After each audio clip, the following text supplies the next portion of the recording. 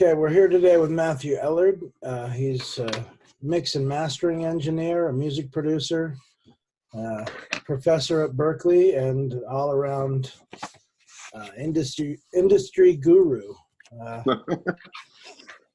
One of my gurus, anyway. Teachers. Yep. So good afternoon. Good afternoon.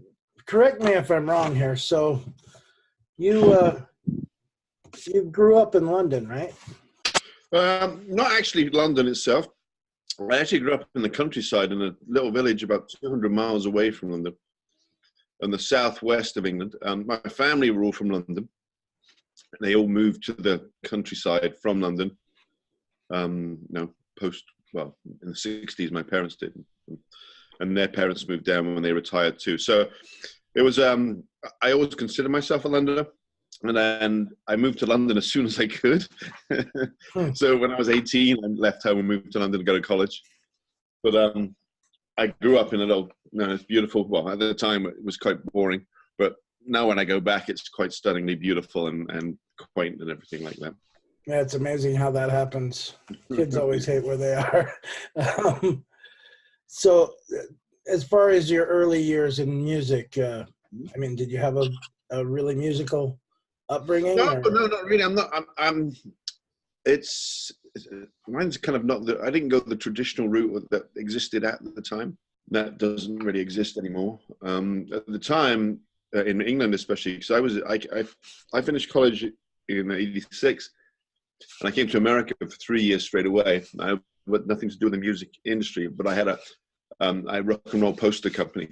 And we would import tour and band posters from England and sell them around American universities. That was kind of, I suppose, my first exposure, although somewhat distant, to the music industry and the power of music. And that's what really I always been a huge music fan, and that just kind of what focused my attention on thinking about music as a career, because I didn't want to sell posters for the rest of my life. So I wanted something that was creative and musical. I did what research I could. And I found, and at that time, I was actually an illegal immigrant in America by that time, and so it was probably time for me to leave. And it was still like the training in England in the music industry and studios was still considered best, pretty much. So I thought, well, if I'm going to do this, I might as well go back to England. It's kind of the right time to do that. So I went back to England, and this is before there were really any audio schools. There was one school in London called the School of Audio Engineering, which was an Australian school. And it was they had schools in Australia, obviously, and I think London was their first school after. I think it still exists. And that was the only course you could really do at that time. So I figured, well, I really don't know anything about the recording studio. So if I do that course for a year, and it gives me a year to kind of set myself back up in England, and I'll get a basic grounding of it. But by this time, I was 21, 22. Now, usually in England, you started out at 16 or 17. You would go to the studios and make tea for 4 or 5 years, So I was already, quite old to be starting out in studios. So I actually did lie about my age when I applied for jobs, ultimately. So you didn't start recording for a band before, like? No.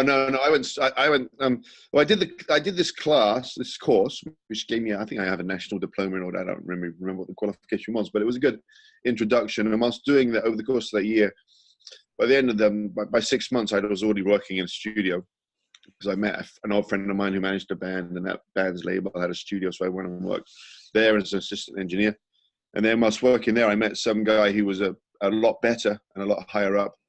And he said, no, if you want to have a career, you've got to go work at one of the big studios. For all the ones with where they had the kind of reputations for being really tough. And I ended up actually getting offered 3 or 4 jobs. Now, I got a job at Conk, which was the Kinks studio.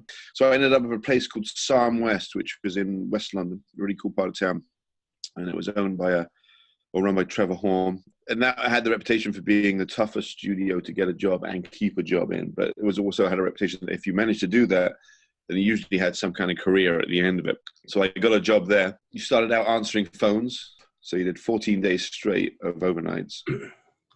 Wow. And then you had a week off. And then that week you would come in and help out in sessions. So I did that for about a year.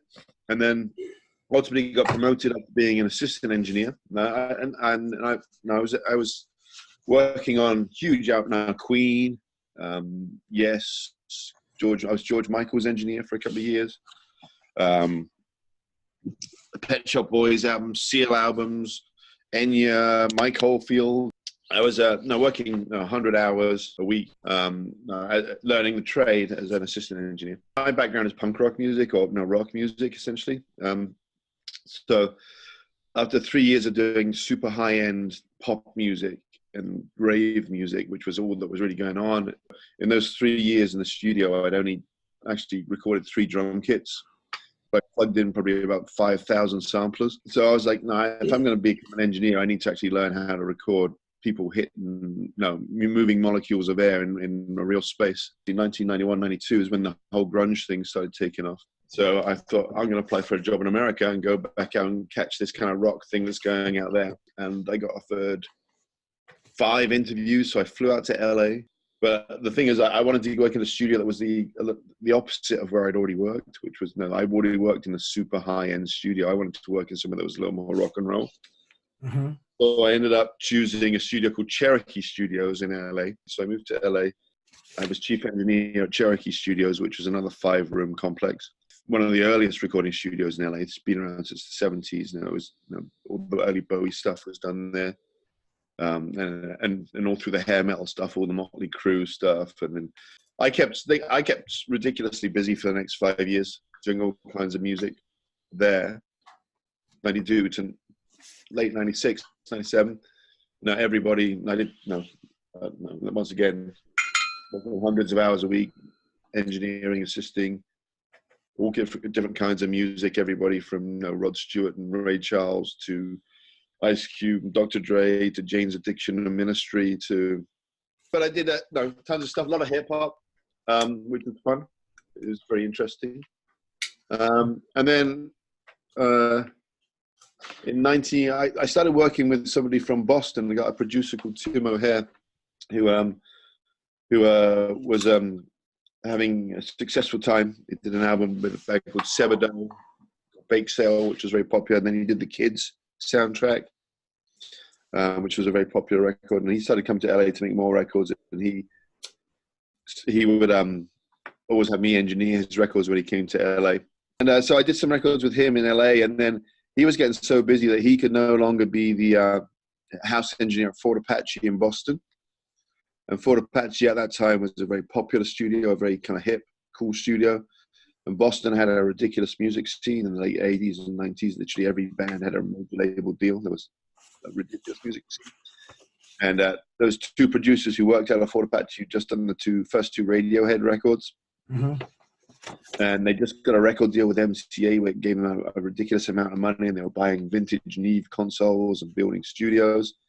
Anyway, so it all seemed very attractive. And I'd been in LA for 5 years at that point. And usually it seems like in LA, there seems to be like a 5-year cutoff.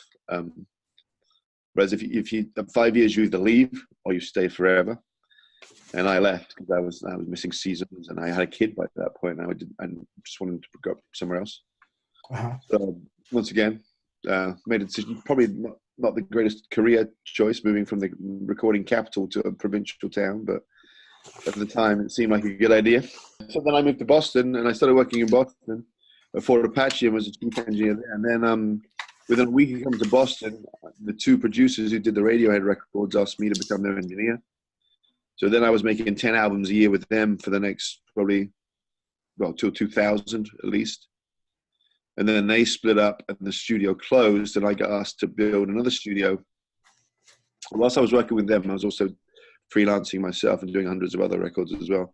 And then around 2000, that Fort Apache closed, and another studio in Boston called Q Division had to move to a new location, and they asked me to come on board and be the chief engineer, and I helped them design and build that studio. And then I was their busiest customer probably to about 2006, 2007.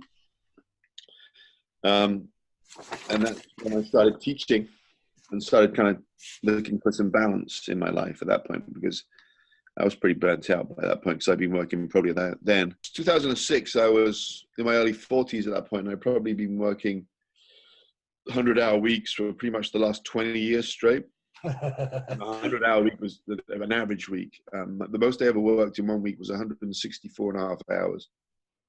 That's like, there's only There's only 168 in a week, yes. Yeah, and then there was plenty of weeks where it was 120, 130, 140. And it really was. It's not a job. It's a lifestyle. And oh yeah. I'll be honest with you. I did a calculation, which I probably should never have done. Like based on based on the fact that most people work a 40-hour week. In those 20 years, I'd worked the equivalent of 35 years of a regular job, hours-wise. Wow.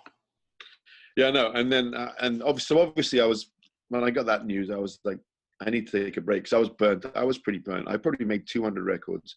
Now, I was working 50 days in a row without a day off was commonplace. I think the longest I worked without a day off was 96 days. Now, I worked 44 days, had a kid, took 2 days off, and then worked for another 30 days. You know, it was not really a healthy lifestyle, although it wasn't an awesome lifestyle. It wasn't particularly healthy. When I started having children, I would go make a record, and they would come back, and they'd be 2 inches taller and look different. and that was no longer cool anymore. So I had to, I decided to restructure and rethink.